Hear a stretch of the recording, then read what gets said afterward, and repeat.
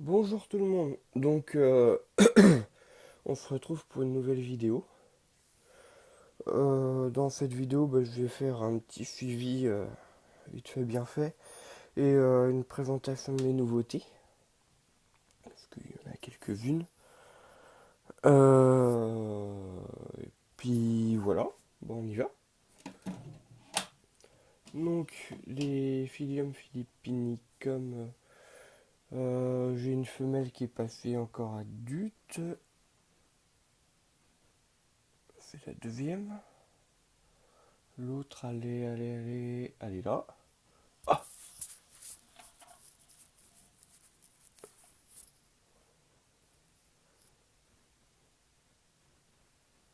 elle va pas me faire. Mis vos points. Voilà. Elle a un peu loupé chez elle, malheureusement, mais sinon, elle est très belle.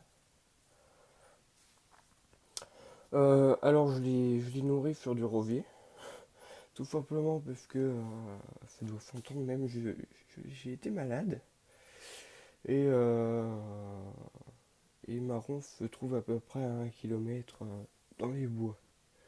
Donc, j'avais pas envie de crapahuter dans les bois en étant malade, donc je suis allé couper du rovier. Je me suis dit, ils en mangent, je leur laisse, s'ils en mangent pas, j'irai, mais bon, vu qu'ils le mangent, hein, d'ailleurs ils le mangent très bien, il y a l'autre qui est en train de se taper une feuille là. Euh, et puis voilà, bon, je suis un peu envahi de pucerons, même en les lavant, mais bon, tant pis. Ça fait, ça fait la plante nourrifère, et en plus il y a même des boutons. Donc ça se trouve, il y aura peut-être même des rovelaines, non, ça pourrait être sympa. Euh, voilà pour les filles. Hop. Ensuite, hop, Extatovoма tiratum tiratum. Alors comme je l'ai dit, j'étais malade, j'ai pas eu le temps de bien les nettoyer. J'ai juste replacé un pot vite fait au milieu, alors que normalement il devrait être là sur le côté. Ça a été un peu la galère. Donc eux, je suis arrivé à leur mettre... Ah bah, tiens, ma porte est ouverte. Donc eux, je leur ai tout simplement mis du noisetier. D'ailleurs, ils vont commencer à les grignoter. Voilà. Ils s'en donnent à cœur joie du noisetier. Et je leur ai remis aussi du rovier. Le rovier, bah voilà. Ils s'en donnent à cœur joie aussi. Euh, donc, j'ai désormais deux femelles adultes.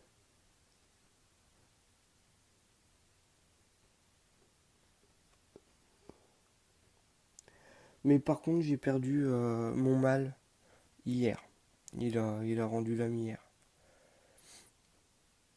Voilà. Mais bon, j'ai quelques mâles qui doivent être doivent être dans le coin. C'est une femelle. Subointe. Non, ça doit être des ventes, ça. Là, voilà, par exemple, il y a un mâle, là. À mon avis, il lui reste encore deux mus. Il n'y a pas des plus gros? Bah non, de toute façon, il n'y aura pas des plus gros. Ils vont éclore en même temps, donc il n'y aura pas des plus gros. Bon, bah tant pis, j'aurai des œufs non fécondés par la marron et puis des œufs fécondés par la blanche. Bon, et puis j'en aurai peut-être une verte à la fin. Pour être sympa, les trois couleurs. Voilà. Ah oui, si j'oubliais les Acroptera phallax, on en voudrait.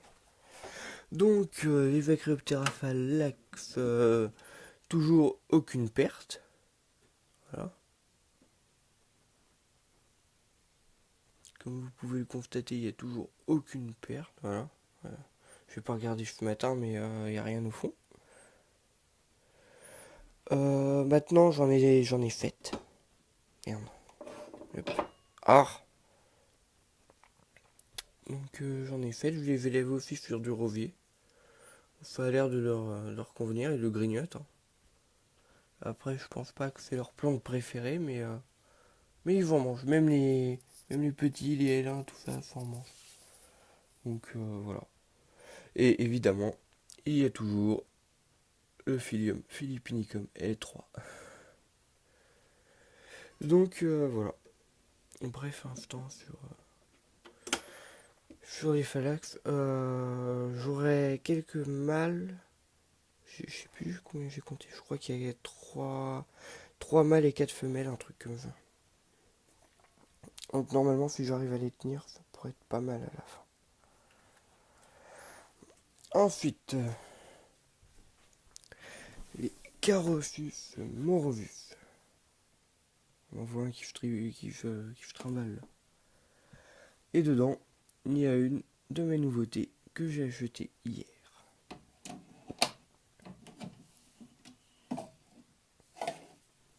Hop. Où est-ce qu'ils sont? Ah bah il y a une femelle qui est là.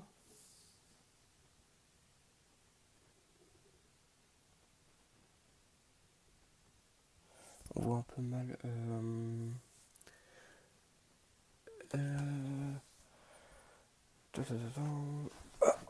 La lampe. Alors.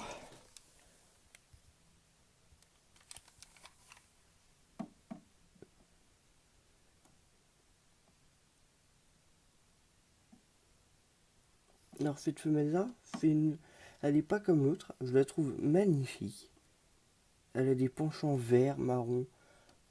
Désolé, je vais être en blotte. Marron, gris. Enfin bref, elle est vraiment magnifique. Elle n'est pas comme les autres. Ensuite, j'en vois un là. Hop, niveau point peut-être. Voilà. Alors pour ceux qui l'ont reconnu, ce sont des Polyacanthus. Donc voilà. Donc j'ai 3 mâles et 2 femelles. Voilà, il y a encore un mâle qui est là-bas. On voit largement mieux. L'autre femelle, elle est où? Dans le coin. Et après, il y a l'invasion des Carosus morovus.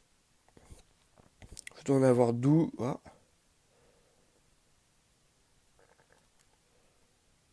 Ah, il veut pas. Non, il veut pas. Bon bah. Next.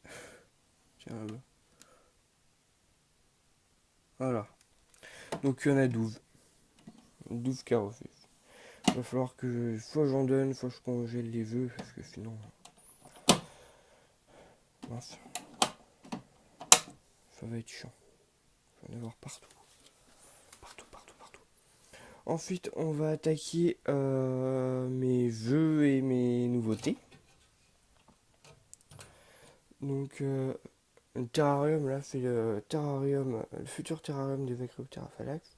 Mais étant donné que c'est que le plus grand est L4, j'attends encore un petit peu avant de les passer dedans. Donc voilà, donc j'ai pas regardé ce matin. Acroptera phalanx, il n'y a rien. Extatovomatiratum, il n'y a rien. Carovus morovus, et bah il y en a un. Ça a été. Je sais pas si vous allez le voir. Ouais. Voilà. Il y en a un. Je crois qu'il a éclos hier même. Ensuite, mes nouveautés. Donc, j'ai racheté des menthes. Donc là, il y a la femelle. On la voit pas très bien. Faut que je m'occupe de son terrarium. J'ai un terrarium en attente pour la femelle. Mais j'ai pas encore eu le temps de la mettre dedans. Donc voilà, c'est des Phorodromantis lineola. Le mâle et le mâle.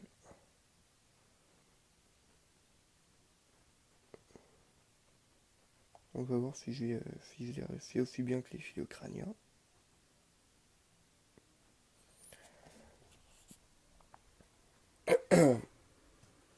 Avant, j'avais des Philocrania dans le 30-30-30-30 là. J'avais un couple qui a pondu deux Votech. J'ai été envahi chez Ocrania, j'en avais partout, mais quand je dis partout, c'était partout, j'en ai fait une vingtaine. C'était horrible. Dans les premiers stades, j'avais des drovophiles qui couraient dans tous les coins, c'était horrible, j'en avais partout, partout, partout, partout. J'espère que ce sera pas pareil. De toute façon, elle, je l'ai passée au verre de farine. Parce que j'ai essayé de trouver des petits verres de farine.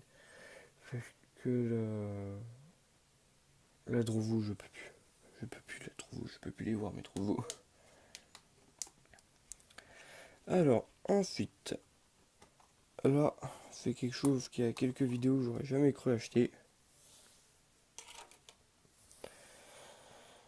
Donc voilà, des Pachnoda marginata. Donc j'ai une larve qui passe en coque. Voilà. Elle est passée le 28-3. Éclosion prévue en mai. Bon, j'en ai qu'une pour le moment. J'ai racheté une... du coup, bah... Parce qu'avant, j'avais une petite boîte carrée, un truc un peu... C'était une boîte à bonbons, quoi, clairement. C'est moi qui ai bougé ou... Ce truc-là. Ouais, si ça doit être moi qui tapais dedans. Donc avant, j'avais clairement une boîte à bonbons. Donc je me suis dit, bah oui, je vais me racheter une Phonabox. Donc, comme je vois toujours tout en grand, bah, j'ai pris la grande. La GM a fait 27 sur 25 sur je sais plus combien, sur 20 et quelques, je crois.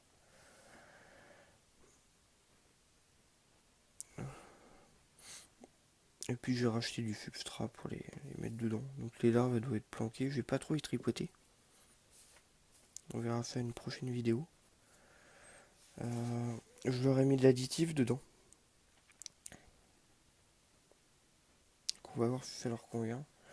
Le substrat, là, je l'ai acheté à la ferme au Coléo. Le premier substrat que j'ai fait, c'est moi qui l'avais fait.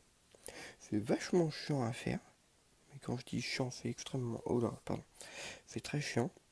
Et donc, je me suis dit, pour autant que ça dure, je vais pas m'embêter. Je vais leur prendre 6 litres de substrat et puis ça va bien aller.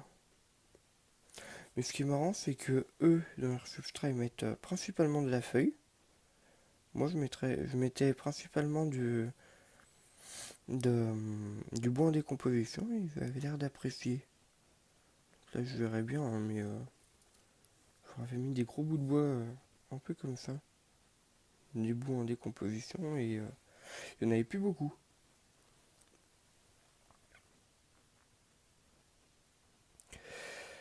Donc voilà pour les...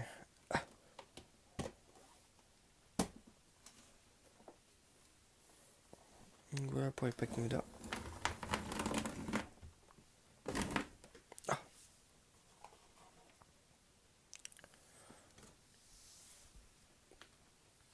Ah. Et puis... Ah oui. Ouais, moi, j'ai encore des trucs.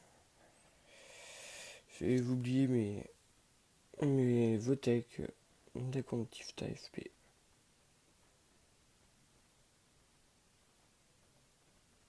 Voilà, donc les Vacantif AFP, c'est pareil, c'est une menthe.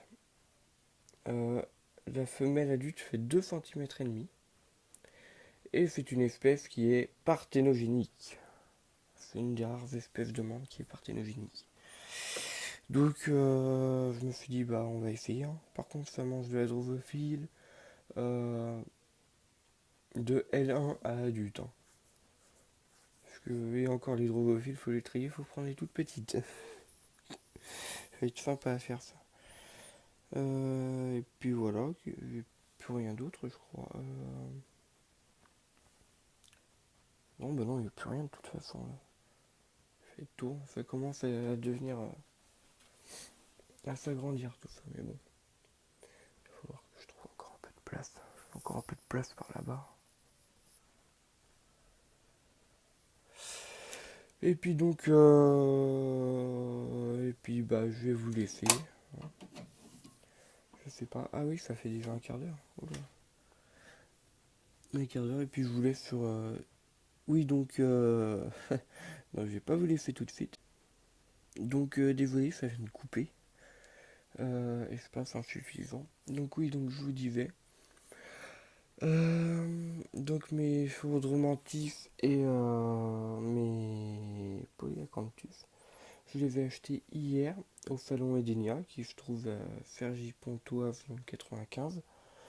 Il dure jusqu'au... c'est 29-30 donc jusqu'à aujourd'hui. C'est une exposition qui est basée principalement sur les plantes.